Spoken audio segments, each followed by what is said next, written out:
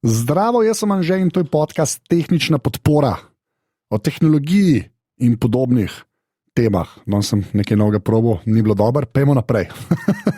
Danes ena tema, eno vprašanje, tako kot je zdaj že kar postalo v navadi, vendar s tem twistom, preobratom, da je tudi tema na podlagi vprašanja. Jaz sem sicer to temo hotel narediti, potem je pa Neža nekaj vprašala. Kje pa je vprašala? Ljudje nenehno sprašujejo. V obrazcu vprašaj Anžeta s klicajem, ki je v zapiskih.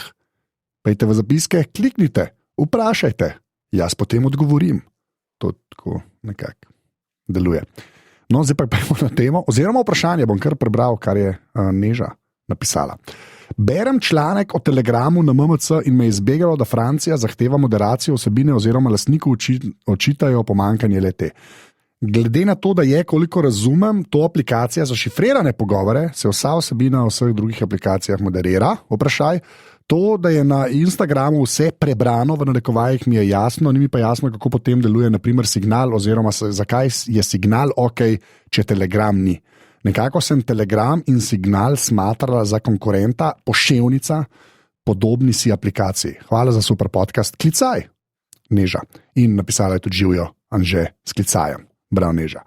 Ja, to je bila tudi pobuda za tole epizodo, ker sem ta sentiment videl marsikje na internetu in dajmo iti lepo počasi. Neža je pa ta prave reči vprašala, ampak bom mogoče malo šel na začetek, saj kar se te aretacije tiče. Jaz še zdaj ne razumem točno, zakaj ne bi ga aretirali. Najprej se je govorilo, da ne bi šlo za kršitve akta o digitalnih storitvah, kar je potem očitno ni bilo res. Očita se mu kar ene par reči, da je napačno uporabljal kriptografijo, karkoli pač to pomeni, oziroma da jo je omogočal na nek način, kar je tudi zelo bizarno.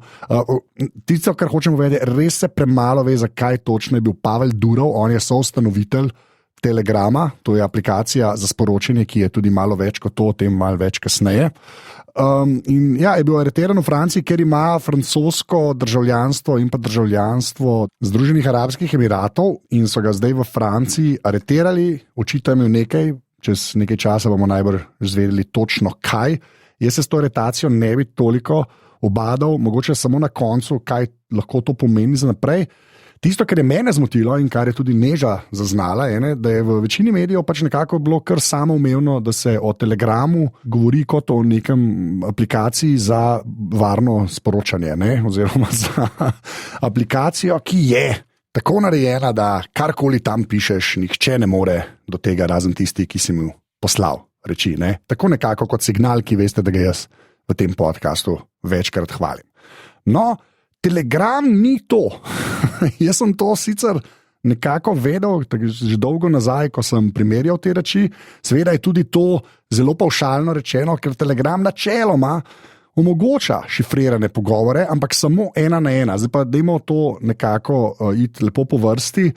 Najdel sem en res super članek od nekega profesorja na Johns Hopkins University. On ima svoj blog, človeku je ime Matthew Green, in ima blog in je napisal en tak res super članek, ki je nekako povzel te reči in tudi jaz sem zvedel par reči v tem članku, ki jih prej absolutno nisem vedel. Zdaj pa, jaz ne bom čisto vsega šel čez, ampak samo tiste te pomembne reči, samo zato, da se nekako Telegram postavi v tak kontekst znotraj teh vseh aplikacij za sporočanje, ker več kot očitno je njihov PR dosegel to, da vsi mislimo, da je to sporočanje varno, pa načeloma temu ni tako. Zdaj pa, ko govorimo o šifriranju, to bom še enkrat ponovil, govorimo o šifriranju od konca do konca. To pomeni, da jaz recimo Neži nekaj pošljem po signalu, ona to prejme po signalu, samo ona je lahko prebrala to, kar sem ji jaz poslal.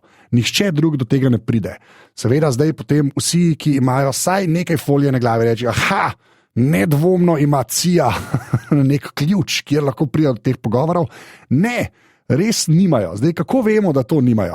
Nikoli zares ne vemo, ampak kaj v življenju je 100-odstotnega? Tisto, kar se je treba tukaj zavedati, je to, da šifriranje pač deluje ali pa ne deluje. Zelo binarno je. Čim bi bila neka Američani temu rečejo backdoor, neka zadnja vrata za recimo CIO, gremo CIO med kot tega glavnega zlikovca, ali pa FSB v Rusiji, ali pa ne vem, karkoli ima Iran, ali pa Indija, te službe, ali pa Sova, gremo reči Sova. Čim bi obstajala neka ta zadnja vrata, potem pomeni, da pač te zadeve niso šifrirane, bi se to tudi odkrilo. Šifriranje je pa pač tako narejeno, da se nenehno razvija, seveda, ker se tudi tukaj hroščiki se jih zapira in vse ostalo, ampak načeloma, če se uporablja pač šifriranje od konca do konca, so te pogovori varni. Tako recimo Signal deluje, WhatsApp, pred kratkim je Meta to vklopila tudi za Facebook Messenger, sicer mislim, da ne vem, moraš še vedno ročno to vklopiti ali je že vklopljeno, seveda morata to imeti vklopljena oba, ki se pogovarjata, ne samo eden človek, ne. Ampak ja, teh aplikacij za sporočanje je veliko in dosti jih pač podpira zdaj šifriranje od konca do konca. Vzgibi za to so seveda popolnoma različni od podjetja do podjetja, ne. Zdaj tukaj bom jaz malo svoje teorije umešal, recimo Signal to dela, ker je neprofitna organizacija, mislim, da so zelo transparentni glede tega, kar počnejo, zato še enkrat, ko vam rečejo, da donirajte, dajte jim kakšen evro. Potem recimo Meta si pa skoraj upam reči, da to počne zato, da ne more odgovarjati za reči, ki se dogajajo na njihovih aplikacijah. In tukaj je treba vedeti, da to je absolutno težava. To so storitve, spravo aplikacije za sporočanje, ki se uporabljajo za res grozne reči. Pač za zlorabe, digitalne zlorabe otrok, za prodajanje drog, pušk in bomb in vsega ostalega. In seveda se uporabljajo in dejansko tudi če, recimo, neka država, njihovo tožilstvo zahteva recimo od Signala, dajte nam komunikacijo tega človeka, Signal reče, ne moremo, ker mi ne vidimo, kaj si je ta človek dopisoval. Kar je seveda dvorezen meč, zdaj, če to gledaš iz vidika zasebnosti posameznika, je to super, vemo, kaj je recimo NSA v ZDA počel, tisto, kar je Snowden nekako razkril, kako so dejansko vohunili za praktično celo državo in širše, če gledaš iz tega vidika, je to super, če gledaš pa iz vidika nekoga, ki bi rad preprečil ilegalno prodajo orožja ali pa digitalne zlorabe otrok, je pa to mogoče tudi slaba reč, ker se dejansko do teh ljudi potem ne da prideti. Ne da se priti do teh komunikacij in pa stvari, ki se jih pošiljajo. Tako da to je vedno dobro in slabo, in če je aplikacija za sporočanje zadovoljna s tem, kako se deluje z oblastmi, nikoli ni zares zadovoljna in oblasti nikoli niso zares zadovoljne, ko se delujejo s temi aplikacijami, ker pač ne morejo do vseh podatkov, ki bi si jih seveda želeli, recimo. Tako da to je taka kompleksna situacija, vendar, vrnimo se zdaj nazaj k Telegramu. Telegram privzeto ne šifrira pogovorov 1 na 1.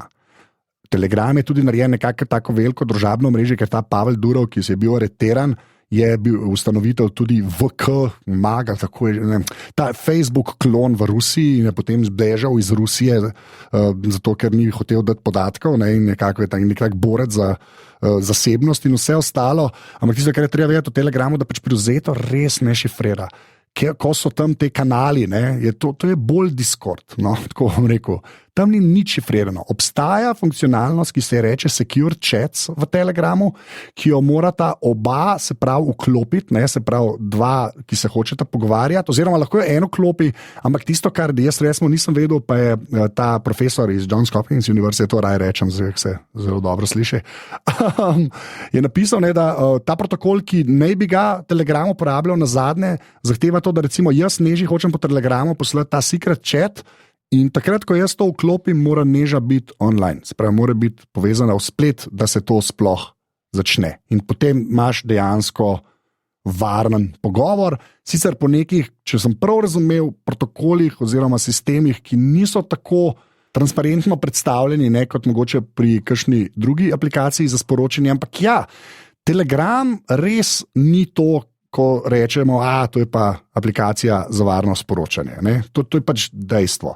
Zdaj Telegram ima potem še eno težavo, to sem dal tudi 2 članka v zapiske, seveda v angleščini, da se praktično ne odziva na kakršnekoli pozive policije oziroma od ostalih institucij, ki rečeno hočejo preprečiti vse tisto, kar sem prej omenjal, se pravi pač ne odziva, ne, morate vedeti, da recimo Meta se na te stvari odziva. Še enkrat, jaz tukaj nisem zato, da bom zdaj branil Marka Zuckerberga, ki ima veliko masla na glavi, tudi zaradi Facebookovih, ne, WhatsApp in ostalih aplikacij za sporočanje, ne, ampak Telegram, vsaj kolikor sem že prej vedel, pa zdaj se je to še enkrat nekako izpostavilo, res pač se ne ukvarja s temi pozivi in je veliko teh zagovornikov za preprečevanje, pač se pravi orožje, zloraba, digitalna zloraba otrok in vse ostalo, ki so zelo, zelo obupani nad Telegramom.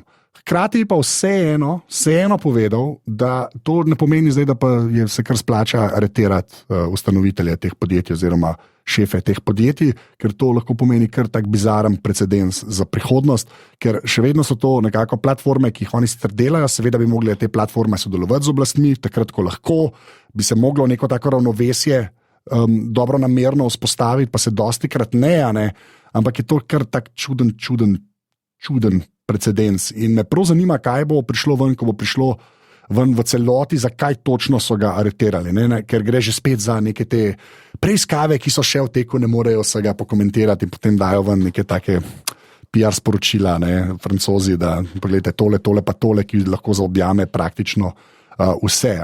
Tako da zdaj, če pod črto potegnemo, kar bi jaz rekel o tej zgodbi je to.